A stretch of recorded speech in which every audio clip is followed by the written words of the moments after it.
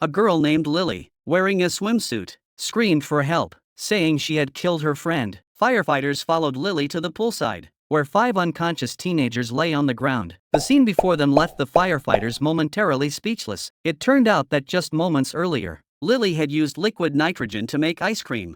When she saw the smoke swirling around, she suddenly thought that if she put liquid nitrogen in the pool, she could create a magical wonderland. Taking advantage of the holiday, she dragged her younger brother Mike and some friends to throw a pool party. Little did she know that this idea would send her brother and friends to the hospital. When the firefighters learned that Lily had poured several buckets of liquid nitrogen into the pool, they were completely shocked. Fire Chief Hank quickly determined that the liquid nitrogen had evaporated, replacing the oxygen around the pool and causing everyone to suffocate. After emergency rescue, the first child regained consciousness. Then Mike coughed up water and woke up. So weak he couldn't speak. He said he would never play with his sister again. Soon, all 5 children regained consciousness. Just as everyone was breathing a sigh of relief, there was a splash, and firefighter Jack jumped into the nitrogen-filled pool. His teammates were terrified. "Are you crazy? There's nitrogen down there," Jack replied. "I can see her." However, the pool was filled with smoke, and no one could see what was happening below. Everyone was worried about Jack's safety. When Jack finally surfaced from the thick fog, he was holding the 6th drowning girl, Emma, in his arms. It turned out that the observant Jack had noticed an extra pair of flip-flops by the pool and deduced that there must be someone else in the pool. Fortunately, his daring rescue was not in vain. Just as the rescue was about to conclude, Lily suddenly clutched her chest, gasping for air, then coughed up water and collapsed. The firefighters immediately diagnosed her with delayed drowning reaction, where fluid in the lungs causes airway spasms. The firefighters acted swiftly, and with the sound of ambulances wailing, Lily was rushed to the hospital. The terrifying party caused by liquid nitrogen finally came to an end. Hopefully, the children will always remember that scientific experiments are cool, but safety comes first. The liquid nitrogen party almost caused a disaster, but the firefighters' spirit of adventure never stopped. The firefighter slipped in the foam, but the friction on the bottom of his feet instantly ignited the flames. It turned out that just a moment ago, a drone had cut the gas pipe at the gas station, causing a large amount of gasoline to leak. Upon arrival, the firefighters immediately tried to shut off the emergency valve but found it malfunctioning. Unable to stop the gasoline leak, Captain Maya immediately ordered the team to contain the leaking gasoline to prevent it from spreading. However, the leaking gasoline had already formed a dangerous zone, and more critically, a fuel tanker loaded with gasoline was parked nearby, but the driver was nowhere to be found, and without the keys, they couldn't move this ticking time bomb. Just as the team members were trying to control the situation, sparks from a nearby barbecue stall drifted over. The leaking gasoline was instantly ignited, forcing the firefighters to halt their rescue efforts. Some team members suggested evacuating and waiting for the gasoline to burn out before proceeding, but Maya firmly opposed the idea. The temperature inside the tanker truck had reached 500 degrees Celsius, which could cause an explosion. There were underground fuel tanks beneath the gas station. If the tanker truck were to explode, the entire neighborhood would be reduced to a fiery inferno. The team members urgently sprayed foam to prevent the gasoline from coming into contact with the air. However, this was only a temporary solution. As long as gasoline continued to leak from the fuel lines, the fire would eventually get out of control. As the temperature around the tanker truck continued to rise, everyone was as anxious as ants on a hot plate. What could they do to resolve this crisis? At this critical moment, firefighter Victoria stepped forward and said she could walk into the gasoline pool and use pliers to clamp the severed fuel line. Her teammates strongly opposed her, shouting, "Are you crazy? The fuel line is right in the middle, that's the heart of the fire."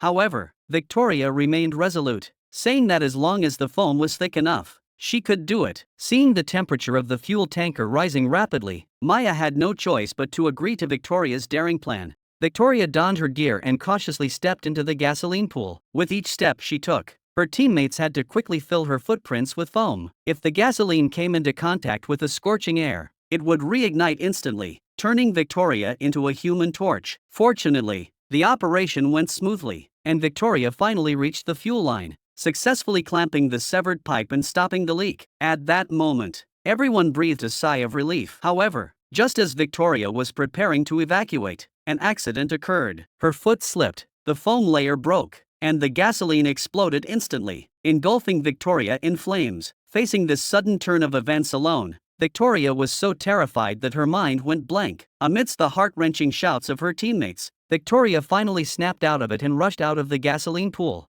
Her teammates frantically sprayed foam to extinguish the flames on her body. When she jumped out of the gasoline pool and removed her helmet, everyone's hearts finally settled. Thank goodness Victoria was unharmed. Victoria's heroic actions successfully averted the crisis. Soon, the firefighters received a new assignment. Mark was celebrating his birthday at a restaurant. After lighting the candles on the cake, the waiter carelessly discarded the match, which sparked a fire. By the time the firefighters arrived at the scene, the fire had escalated to a level 2 emergency. The fire broke out during the evening rush hour, trapping many guests inside. The firefighters rushed into the burning building to rescue the trapped guests. However, as time passed, the fire grew increasingly intense. Ultimately, Captain Maya had no choice but to order the firefighters to retreat and cease rescue operations. Seeing this, Police Officer Danny angrily insisted on going in to save people. Maya pointed to the black smoke in the corner, indicating that toxic gas had spread and the building was about to collapse. However, the police officer still insisted on saving people and demanded a gas mask from her. Before she could finish speaking, an explosion occurred inside the restaurant, confirming the firefighters' assessment. The police officer had no choice but to follow the firefighters' instructions and help evacuate the crowd. The firefighters immediately began their firefighting efforts. Just then,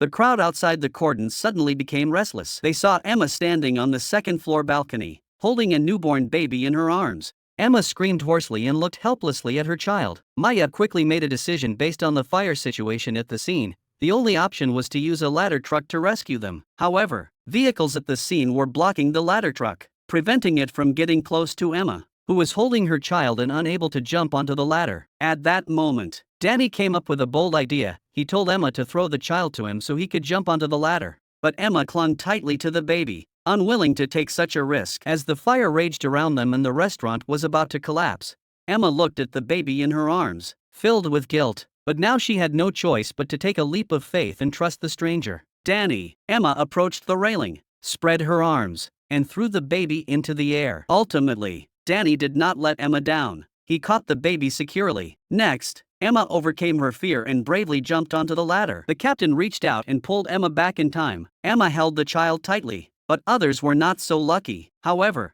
fires caused by a lack of fire safety awareness continue to occur. Lisa was working on her computer in bed when she turned to take a shower and an accident happened. The aging electrical wires sparked and ignited the cotton blankets, and the newly built mansion was quickly engulfed in flames. Soon, firefighters arrived at the scene, divided their tasks, and Andy and his teammate Maggie were responsible for entering the house to search for survivors. Before long, they found the homeowner unconscious from smoke inhalation in the bathroom. After reviving him, they prepared to rescue Lisa. However, Lisa suddenly shouted, "Wait!" The firefighters dared not delay, as staying any longer would have turned her into charcoal. They quickly moved her to a safe area. Meanwhile, another team of firefighters received orders to extinguish the fire. They opened the water cannons and sprayed water wildly, finally putting out the flames. However, just as the firefighters thought their mission was complete and sighed in relief, Lisa, who had been rescued, said that her little baby Charlie was still inside.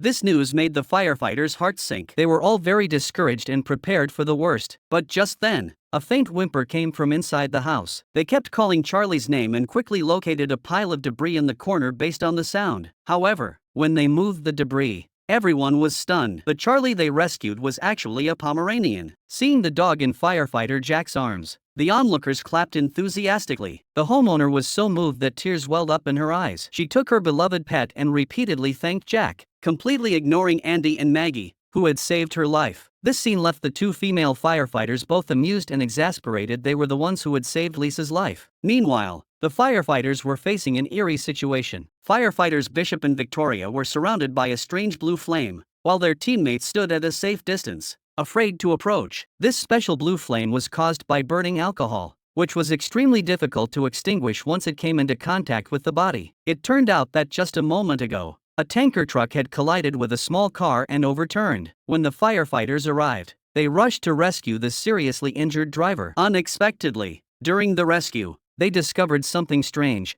There was no visible fire at the scene, but they felt as though they were in a furnace. Just then, one of their teammates jumped up and screamed in pain. It seemed as though something terrible was on his leg. Everyone was confused and didn't know what was happening. Captain Andy calmly analyzed the situation and ordered his team to turn off the fire truck's lights. Then, a strange scene unfolded. Terrifying blue flames appeared on their teammates' bodies. Fortunately, the flames weren't too intense, and they were able to extinguish them quickly with foam extinguishers. However, the blue flames had already spread rapidly, forming a sea of fire that trapped Bishop and Victoria in the center of the fire. A firefighter immediately pulled out a hose, but Andy shouted him to stop. Alcohol fires would only spread faster if water was used. Andy called for a foam truck, but it would take at least 10 minutes to arrive. At this point, given the rate at which the alcohol was leaking from the tanker, the teammates inside might not be able to hold on that long. Just then, Victoria noticed a gap in the rear of the tanker and realized they could escape from there. But she quickly abandoned this rare opportunity because they couldn't abandon the critically injured driver. They could only pin their hopes on their teammates, hoping they would come up with a solution quickly. However, their teammates were also frantically trying to come up with a rescue plan from a distance. Some suggested using a ladder truck to rescue them, but adjusting the ladder would take too much time. Others suggested waiting for backup,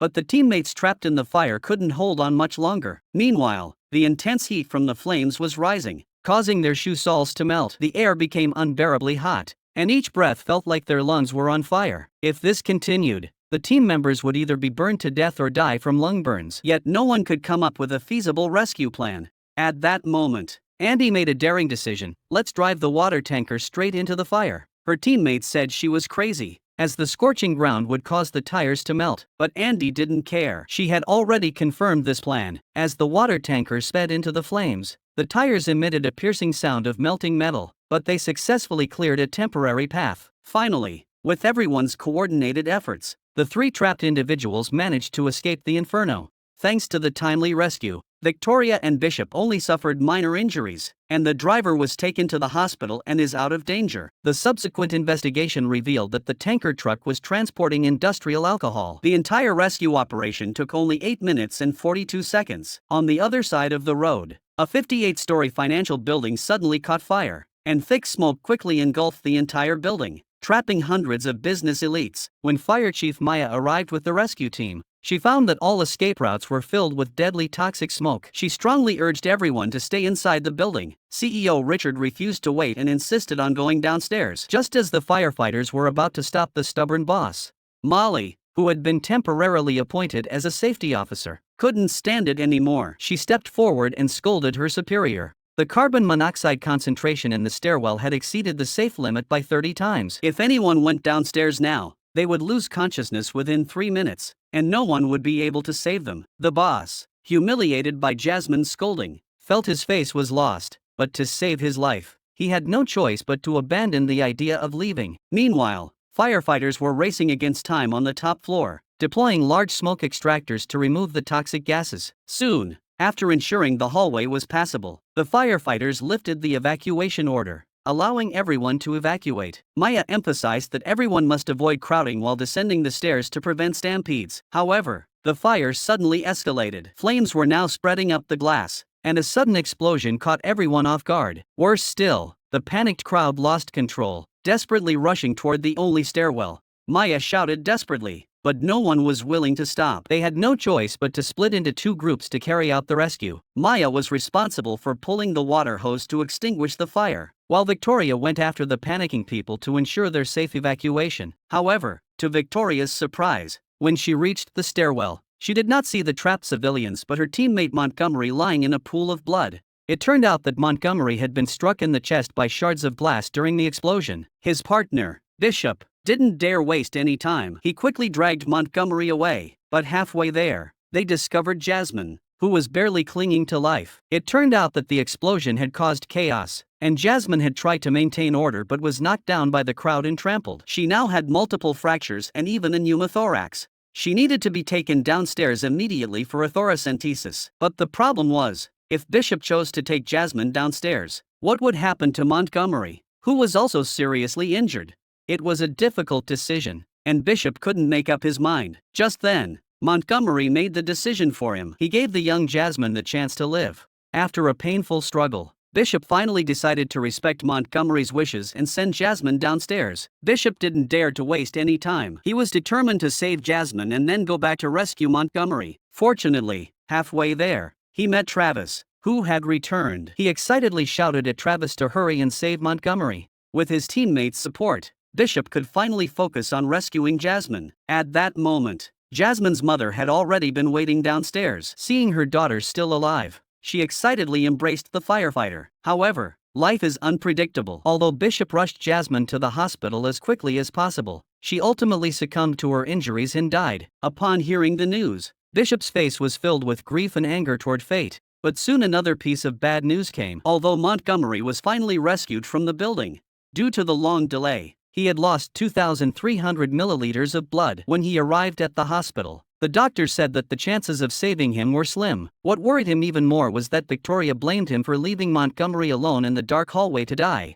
Although he explained that it was Montgomery's wish, his defense was so weak at that moment. Fortunately, Montgomery survived thanks to his strong will to live. After a month of rest and recuperation, he returned to the team. A few days later, the sound of a baby crying came from the bathroom wall. The fire department received the alarm and rushed to the scene. Captain Maya brought a stethoscope and listened carefully to the wall, then tapped it gently to determine the baby's location and marked the spot. Travis picked up an axe and was about to smash the wall, but Maya stopped him in time. At that moment, the police also arrived at the scene. They suspected that someone had given birth to a baby in the bathroom and accidentally dropped it into the sewer pipe, so they searched every house in the neighborhood. Jack made a hole in the wall, and the baby's cries became clearer. They quickly tore open the wall to expand the space. Victoria suddenly thought of a crucial issue. If someone flushed the toilet at that moment, the baby could drown. So she rushed out and shouted to the neighbors upstairs not to flush the toilet. The three prepared to cut the pipe. As soon as they made the first cut, a pungent liquid flowed out. They endured the foul odor and removed the pipe. Maya shone a flashlight inside and saw the baby. They cut off the excess pipe, but due to its narrow diameter, the baby was stuck inside and couldn't come out. Maya poured a bottle of lubricant into the pipe and gently pushed from the bottom. The baby was finally pulled out. However, the baby had stopped breathing. Travis quickly used a defibrillator, but it had no effect. Maya directly removed the foreign object from the baby's mouth with her hands. Everyone finally breathed a sigh of relief when they heard the baby cry. They rushed the baby to the hospital, while the police upstairs followed the bloodstains on the ground to find the child's mother. It turned out that the girl was pregnant out of wedlock. In a moment of despair, she had done something foolish. In the end, both mother and child were safely taken to the hospital. The firefighters didn't even have time to rest before they received a report of an accident on a roller coaster at an amusement park. The two brothers wanted to ride the roller coaster for thrills, but the fat one's belly was too big and blocked the safety bar. The staff did a sloppy job and started the equipment without taking proper safety measures. The two were still very excited, unaware of the danger that was about to befall them. Soon they reached the highest point and then rushed down at an extremely fast speed. At that moment, the guardrail suddenly sprang open and the tall, thin man was thrown out. By the time the firefighters arrived, the roller coaster had stopped in midair due to a malfunction. The fat man was hanging there for more than 10 minutes, while his companion had already died. The crowd gathered below were busy taking photos and posting them on WeChat Moments. Travis wanted to use a ladder to climb up, but it wasn't long enough. He could only slowly climb up. As he climbed, he reassured the fat man he was quite loyal, even at the brink of death. He was still concerned about his companion. Travis could only lie to him and say that he still had a breath left. Soon, he climbed above the fat man and lowered the safety rope for him to grab, but the fat man said he had no strength left. Travis risked his life to pull him up, but the fat man was still worried about losing face and being photographed and becoming a hot topic. Travis said that it wasn't that easy to become a hot topic and that he should think about his own safety first. However, the fat man had been holding on for 20 minutes and was completely exhausted. He finally let go due to exhaustion. However, one accident after another happened to the firefighters themselves. A 100,000-volt high-voltage wire fell into the pool, killing a man instantly. But there was still a little girl trapped in the middle of the pool. Seeing that the girl's life was in danger, Travis, as a firefighter, didn't dare to waste a moment. He picked up an inflatable shark nearby to try to save her. Victoria immediately stopped Travis. She wanted to use a safer method, so she and Travis cut off a section of the rubber tube. They each held one end and slowly approached the girl. At that moment, a sudden spark of electricity scared them out of their wits. Fortunately, they managed to pull the girl back to shore safely. Firefighter Richard was on his way home from work. He braked suddenly to avoid an obstacle ahead and was involved in a traffic accident. Richard was rear-ended by a car behind him, and a piece of rebar pierced through the windshield and directly into his skull. Maya received the call and immediately brought her team members to the scene. They found Richard conscious. He even asked Maya to take out her phone and film him. They stabilized Richard's neck to prevent further injury from movement, then loaded his car onto a tow truck and transported him to the hospital along with the vehicle. They used tools to cut the rebar, but by then Richard had already fallen into a coma. Richard was quickly taken to the operating room, where doctors spent several hours performing emergency surgery to remove the rebar from his skull. Fortunately, Richard eventually pulled through and was out of life-threatening danger. However, a difficult conversation about the dignity of life soon left the firefighters torn. John was critically ill and on the brink of death. After the firefighters managed to revive him, he weakly asked, "Why did you save me?"